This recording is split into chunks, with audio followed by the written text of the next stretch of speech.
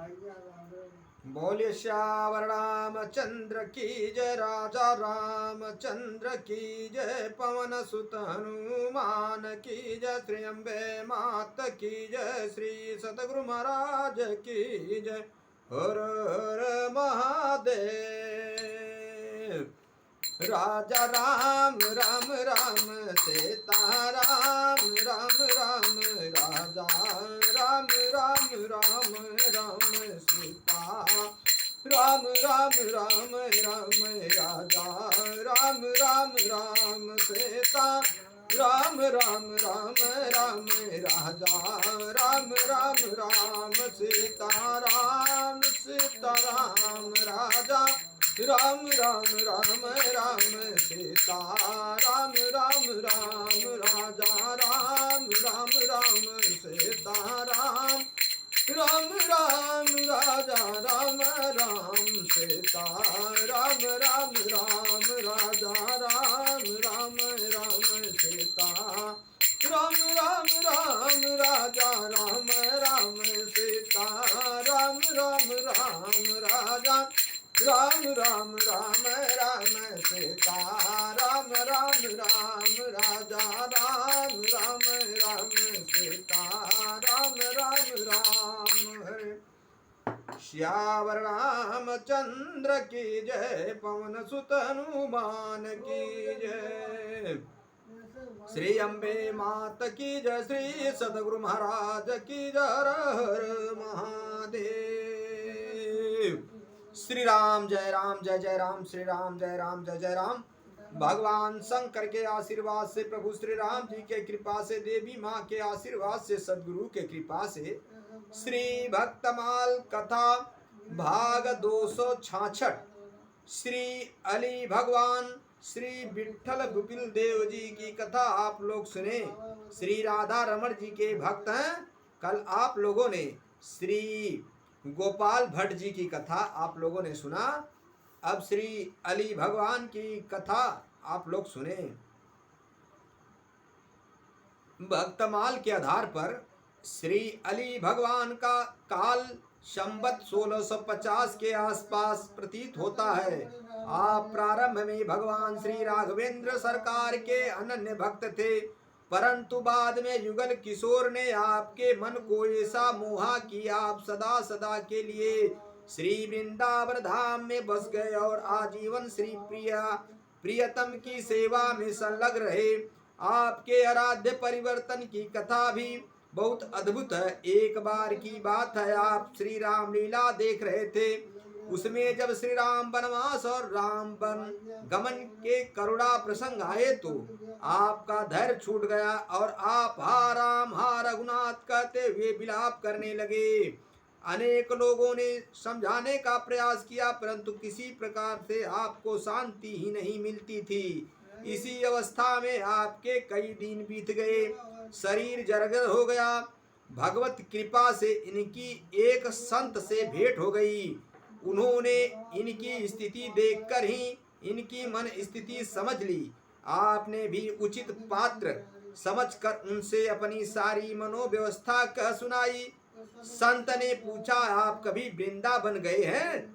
आपके नहीं कहने पर वे आपको लेकर श्री धाम वृंदावन आए और भगवान श्री कृष्ण के लीला रास लीला अनुकरण का दर्शन कराया। भगवान श्री कृष्ण ने भी अधिकारी जानकर आपको लीला स्वरूप में ही अपनी दिव्य झांकी का दर्शन कराया। भगवान का साक्षात्कार होते ही आपका विरह दूर हो गया और मन में एक नई उमंग आ गई। आपने निश्चय कर लिया कि अब मैं इन्हीं रास बिहारी भगवान की सेवा करता हूँ, यही वृंदावन में ही रहूंगा। परंतु दूसरे ही क्षण आपको ध्यान आया कि श्री गुरुदेव जी ने तो बहुत मुझे श्री सीताराम जी की सेवा सौंपी है। ऐसे में उनकी सेवा छोड़कर श्री रास बिहारी जी की सेवा करने से कहीं भगवत अपराध न बन जाए। अंत में आपने निश्चय किया कि अब मैं श्री सीताराम जी की ही श्री रास बिहारिणी के रूप में सेवा करूंगा। इस प्रकार श्री रास बिहारी जी की सेवा में रहते हुए भी आपकी श्री सीता राम जी के प्रति अनन्यता बनी रही। सिया बलराम चंद्र की जय। इसको श्री प्रियदास जी ने टीकाकार के प्रियदास जी इसको गीत के माध्यम से वर्णन किए हैं, आप लोग भी सुनिए। अली भगवान राम सेवा सावधान मन, वृंदावन आए कछु और रीत भई है। देखे राम मंडल में बिहरत रास रस रास बढ़ी, छवि प्यास दृग सुधि बुद्धि गई है।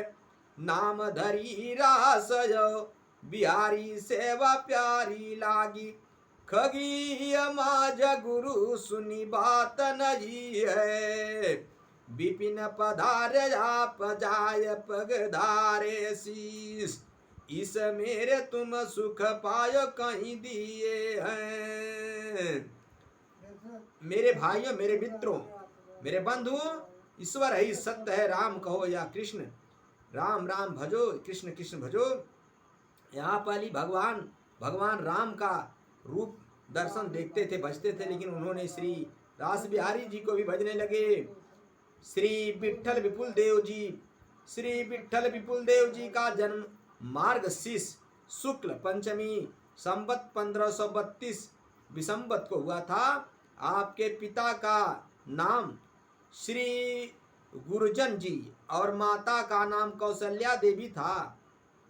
महात्मा विठल विपुल देव बड़े भगवत भक्त और रसिक थे। उनके नेत्र, कान और अधर आदि भगवान की रूप रस माधुरी से सदा स्वलिप्त रहते थे।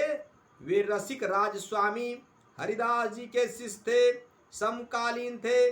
उनकी अनन्य गुरु निष्ठा थी। स्वामी जी के वे विशेष कृपा पात्र थे। श्री विठल विपुल देव जी हरिदास जी के ममेरे भाई थे। उनसे अवस्था में कई वर्ष बड़े थे। वे कभी कभी हरिदास जी के साथ उनकी बाल्यावस्था के समय भगवत लीलानुकरण में सम्मिलित हो जाया करते थे। उनके संस्कार पहले से ही पवित्र और शुद्ध थे।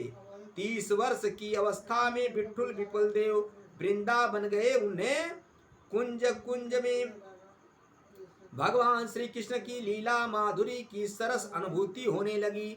साथ ही साथ स्वामी हरिदास के संपर्क और सत्संग का भी उन पर विशेष प्रभाव पड़ा। अपने गुरु आसुधीरज जी महाराज की आज्ञा से हरिदास जी ने उन्हें दीक्षित कर लिया। वे उनकी कृपा से वृंदावन के मुख्य रसिकों में गिने जाने लगे। वे परम उत्कृष्ट त्यागी और सदृश उपासक थे। दीक्षित होने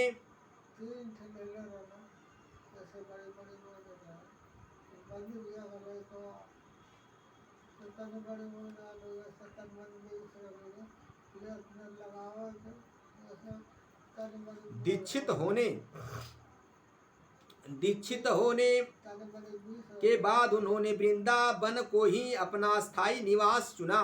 संवत 1631 में स्वामी हरिदास के नित्य धाम पधारने पर संतों और महंतों ने उन्हें उनकी गद्दी सौंपी। बड़े आग्रह अनुनय विनय के बाद उन्होंने उत्तराधिकारी होना स्वीकार किया।